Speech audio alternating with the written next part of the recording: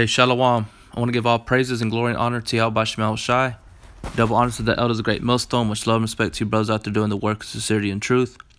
Yahweh Shema Shai Ba'Shem Rakakwadash Barakatham Akim. I want to start off with John chapter 9, verse 31. Now we know that the Most High heareth not sinners. But if any man be a worshipper of the Most High and doeth his will, him he heareth. And that's throughout the scriptures. And the reason I'm bringing this out is because I want to hit the prophet Elijah being a man of the Lord in a different angle. I don't know if other brothers have done it or spoke on it. I'm not sure. But, going into prayer, being heard by way of the Most High, and at the level and degree that Elijah was at. No ordinary man out here could do what Elijah was doing. And the reason being because he did the will of his father. He did the will Yahweh Shema Shai. He was a man of the Lord. Now we know that the Most High heareth not sinners. But if any man be a worshiper of the Most High, and doeth his will, him he heareth. And that's plain. So let's go over here to James. And we all know that, right? James 5:17. Elias was a man subject to like passions as we are. See, what are we doing? We're going to the highways and the byways, presenting our bodies a living sacrifice, prophesying, preaching, exhorting, admonishing, rebuking. Elijah was doing the same thing, man. We're being hated, scoffed and mocked at. Okay, defending the gospel. It says, Elias was a man subject to like passions as we are, and he prayed earnestly that it might not rain.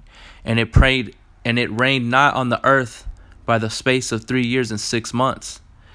And he prayed again, and heaven gave rain, and the earth brought forth her fruit. So Elijah has and is a man of the Lord based off this request, and it was granted unto him by way of Yahweh Ba'Shem Shai, the creator of heaven and earth. Else he wouldn't have granted it. He wouldn't have heard the prayer of him. Right? We all know that. Let's go real quick. Let me pull it out from here. This is Matthew chapter 7, verse 7. Ask, and it shall be given you. Seek, and ye shall find. Knock, and it shall be opened unto you. For everyone that asketh receiveth, and he that seeketh findeth, and to him that knocketh it shall be opened. But that's only pertaining to the elect, the ones that are doing the will of the Father. Okay? People can read that and think that it's anybody. No. It's referring to the men of the Lord. Okay? Because that's who Yahweh Shai was speaking to. Those that had an ear, let them hear. Okay? So this kind of power that Elijah had he was no ordinary man. All right? So let's go over here to the book of Proverbs, chapter 28. And verse 9, it says, He that turneth away his ear from hearing the law, even his prayer shall be an abomination. You see? So there's no way in the world that if Elijah was not a man of the Lord, his request would never have been granted. Okay? So I'm going to read from here, from the book of Sirach 35 and 13. It says, He will not accept any person against a poor man, but will hear the prayer of the oppressed. He will not despise the supplication of the fatherless, nor the widow, when she poureth out her complaint. Do not the tears run down the widow's cheeks, and is not her cry against him that causeth them to fall? He that serveth the Lord Yahweh Ba'Shem Yahushai shall be accepted with favor. He that serveth Yahweh Ba'Shem Yahushai shall be accepted with favor, and his prayer shall reach unto the clouds.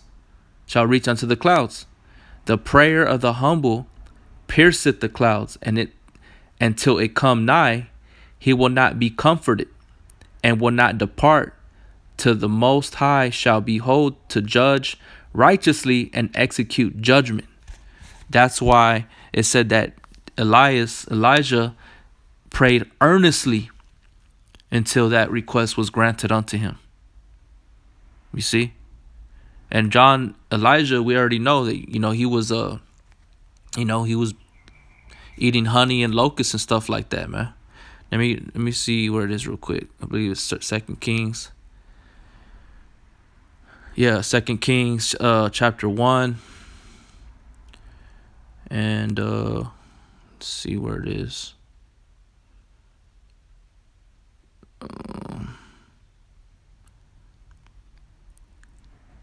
I don't think it says that he was eating honey. But I think it just says 1 Kings chapter 1 verse 8, and they answered him.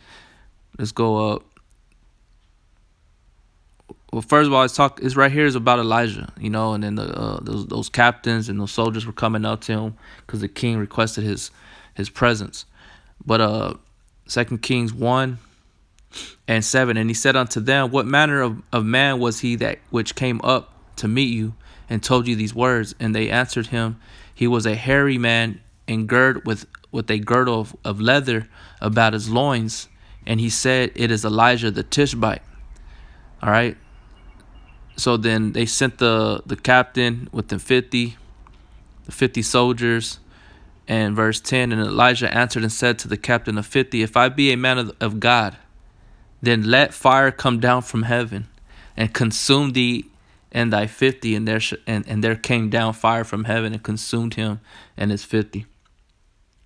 See, so Elijah basically, he there's the answer. He gave you the answer. If I be a man of God, then let fire come down from heaven and consume thee and thy 50. And it did. So that's the point. Yeah, like I said, I don't know. I didn't watch every single video every brother did regarding this. And this is the angle I decided to come at. So with that, hope it was edifying. Until next time, shalom.